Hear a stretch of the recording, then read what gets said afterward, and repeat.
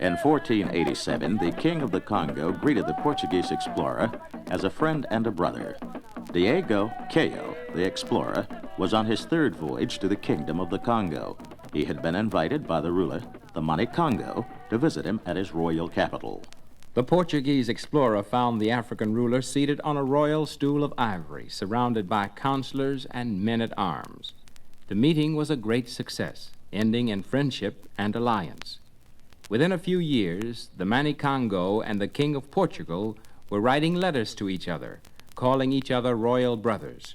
Soon, diplomats hurried back and forth between the two kingdoms. The contact of Europe and Africa began in friendship and equality, but it turned into violence, hatred, and distrust. And the reasons for this were present from the start, when the Portuguese king sent a representative to the Congo to deliver a document to the Mani Congo. The document stated that Portugal would help the king of the Congo by introducing Portuguese ideas of law and warfare, by building churches, in short, by bringing European ways to Africa.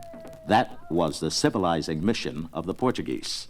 But the king of Portugal was not a man to overlook profits. He insisted that the Mani Congo supply cargoes for the ships of Portugal.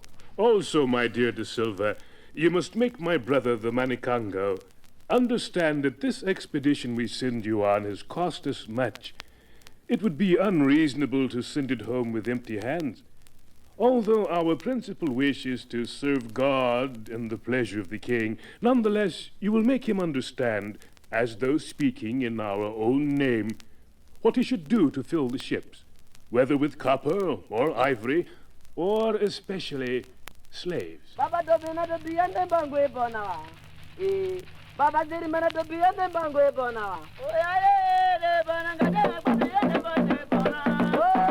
King Afonso, the Mani Congo, accepted the terms. At once, he sent 420 slaves for the Portuguese to carry back to their king. The slaves were mostly prisoners of war, men from other tribes captured in battle. In return, the Mani Congo received arms and the promise that Portuguese aid was his for the asking. He asked frequently for European knowledge and techniques, but what he needed most, he didn't get.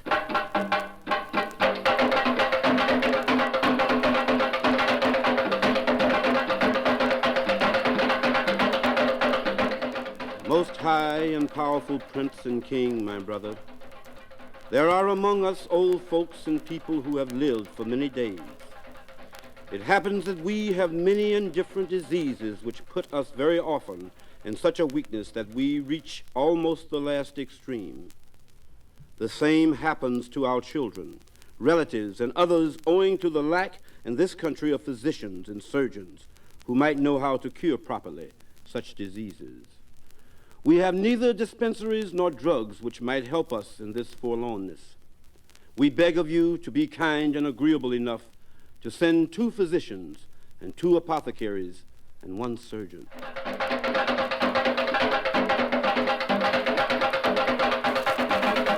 This appeal for doctors was ignored. Portuguese commercial greed had replaced the idea of partnership.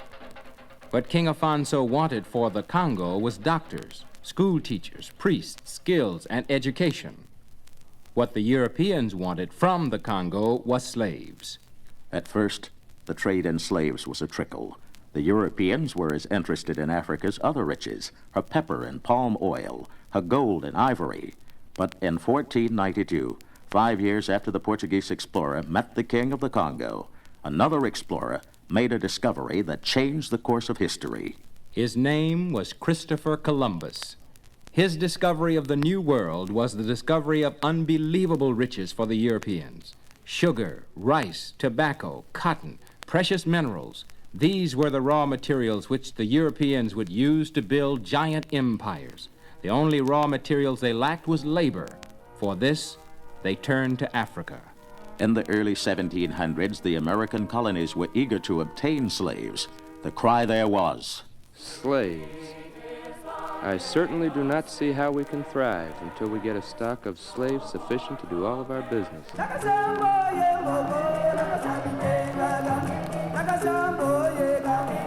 The cry in Cuba was the same. Esclavos. See, I must have several hundred, or this sugar will rot here in this island. But I insist on the Africans, for these Indians die like fish in a bucket. And in Haiti, the cry was still the same. Oui, it is certain. We must have more slaves or we will never get the sugar to market. Portuguese, Spanish, English, Dutch, French.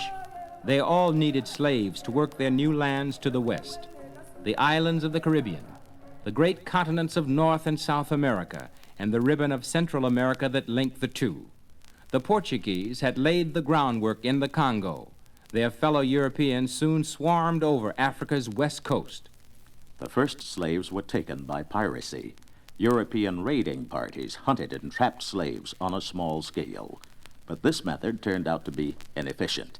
It didn't provide Europe with all the slaves her western colonies needed. A new tactic was tried.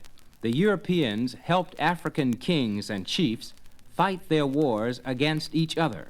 In exchange for European weapons, the chiefs traded slaves. To ensure a steady supply of slaves, the Europeans were always ready to provoke fights between Africans. Africans needed the arms and weapons to protect themselves. But soon, the warlike alliance of Africans and Europeans developed into peaceful partnership. African chiefs provided the Europeans with slaves in return for goods, horses to begin with, then liquor and firearms. At the start, the slave trade was the business of kings, rich men, and prime merchants, both European and African. Later, all levels of white men were involved.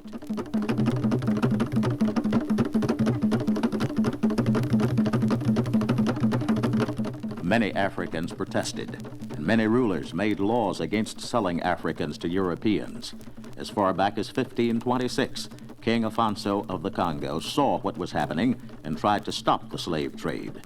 In a letter to the King of Portugal, he wrote, "We cannot reckon how great the damage is, since the above-mentioned merchants daily seize our subjects, sons of the land and sons of our noblemen and vassals and our relatives.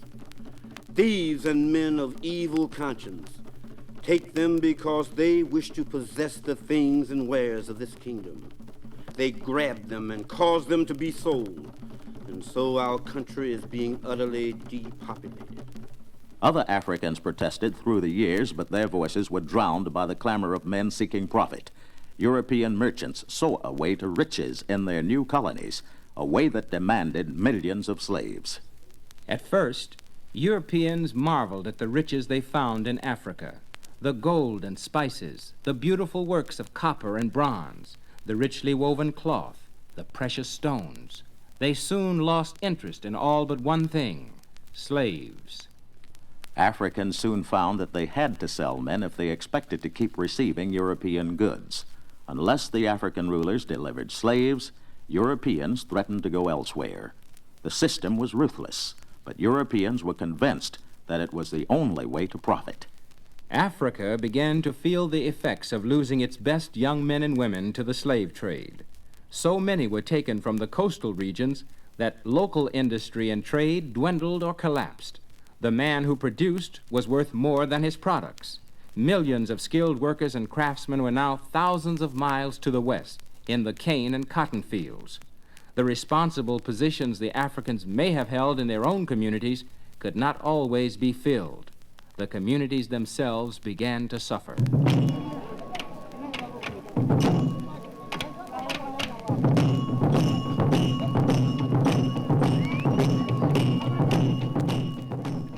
Who were these Africans that were trapped and sold like cattle? Most came from the 3,000-mile coastline between Senegal on the north and Angola on the south. In the late 1700s, as the demand grew, the traders' arms reached further inland to northern Nigeria and the eastern Congo. Miserable lines of slaves were marched hundreds of miles to the nearest port and the waiting slave ships. The slaves came from many different African tribes. They spoke many languages. and were skilled in different occupations. They were expert tropical farmers and cattle breeders. They knew how to mine iron and gold and other metals. They could smelt ore and forge tools. They were carpenters and blacksmiths, jewelers and silversmiths. In the European colonies, they were to become not only slave laborers in the fields and mines, but artisans and craftsmen, gathering wealth for their European masters. Millions were captured. How many millions? Some say about 15 million. Others say the total was 50 million. Others believe it was even higher. We can't find an exact number because most of the records of slave trading have been lost. Those that still exist are probably inaccurate because slave traders were always trying to cheat one another.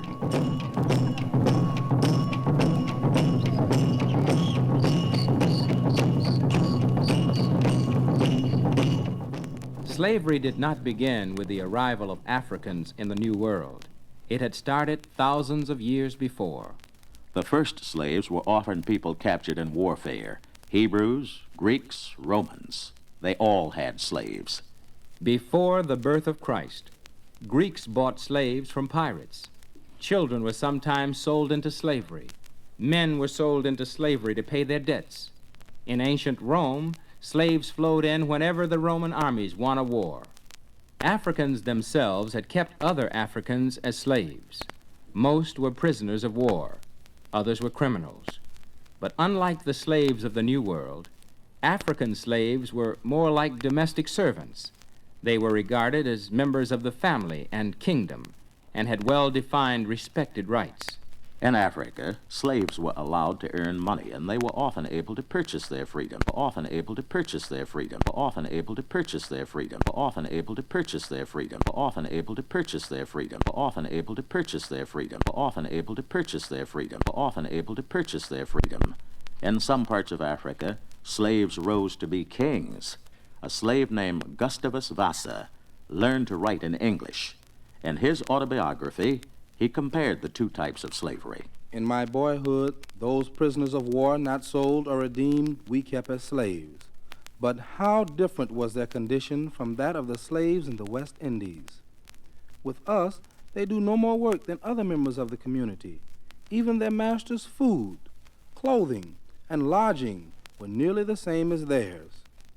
There was scarcely any other difference between them than a superior degree of importance which the head of the family professes in our state.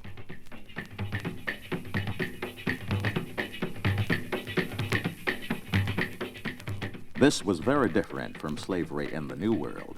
There, the slaves were not treated as men, but as animals.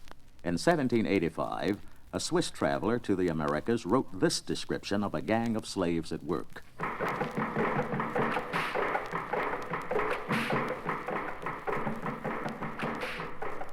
There were about 100 men and women of different ages, all occupied in digging ditches in a cane field.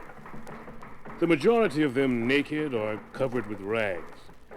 The sun shone down with full force on their heads. Sweat rolled from all parts of their bodies.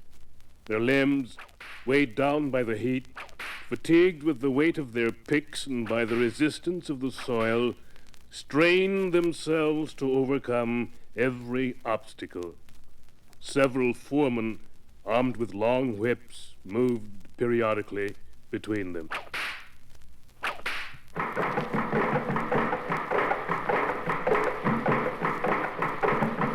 African middlemen didn't know that the Europeans had this kind of slavery in mind. The African slaves, too, were unaware of what lay before them. They knew only fear. Fear of the strange white man, his strange vessels, and the strongest fear of all, that they would never see Africa again. Gustavus Vassa described his fear. The first object which saluted my eyes when I arrived on the coast was the sea and a slave ship. This filled me with astonishment, which was soon converted to terror. I was immediately handled and tossed up to see if I was sound by some of the crew. And I was now persuaded that I had gotten into a world of bad spirits and that they were going to kill me. Vassar wrote that the crewmen's white skin, their long hair, and strange language terrified the Africans. When I looked round the ship and saw a large furnace and a multitude of black people of every description chained together, every one of their countenances expressing dejection and sorrow, I no longer doubted my fate, and quite overpowered with horror, I fell motionless on the deck and fainted. When I recovered, I found some black people around me. I asked if we were to be eaten by these white men with horrible looks, red faces, and long hair. He was not the only African who feared that strange white men were cannibals. It was a fear echoed by almost every African tossed aboard a slave ship, and it was a fear that was easy to understand. Before the African even reached the deck of a ship, he had already suffered several painful experiences at the hands of the Europeans. First, the slaves were rounded up at the dock and examined by a physician to make sure they were fit. Thomas Phillips, captain of the Hannibal, described the scene in 1694. Each brought out his slaves, and our surgeon examined them well in all kinds, to see that they were sound, wind and limb, making them jump, stretch out their arms swiftly, looking into their mouths to judge their age. After examination, each of them was marked on the breast with a red-hot iron, imprinting the mark of the French, English, or Dutch companies so each nation could distinguish their own. After the slaves were branded, they were marched toward the beach. Most of them had never seen the sea, and they were terrified by the sound of the distant surf, thinking that it was the roaring of a great beast.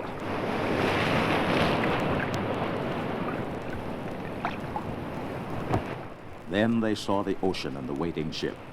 Many flung themselves on the beach, clutching handfuls of sand in a desperate effort to hold on to their native Africa.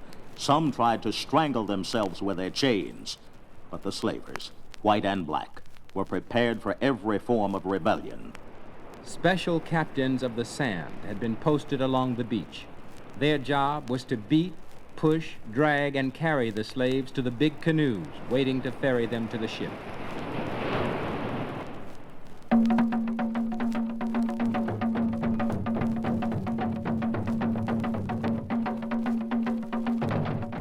You're black. You're from an African village of 300 people. In your life, you've never traveled more than 10 miles from home. Now you are hundreds of miles away from anything that's familiar. You're with strange-looking whites. They speak a wild-sounding language. You're with black people you've never known from different tribes and different sections of Africa. There's no one to talk to, no one to help you, no one to care if you're ill or afraid. No wonder Captain Phillips of the slave ship Hannibal wrote, The Negroes are so willful and loath to leave their own country that they have often leaped out of the canoes, boat, and ship into the sea and kept under the water until they were drowned, to avoid being taken up and saved by our boats, which pursued them. They having a more dreadful apprehension of the islands than we can have of hell.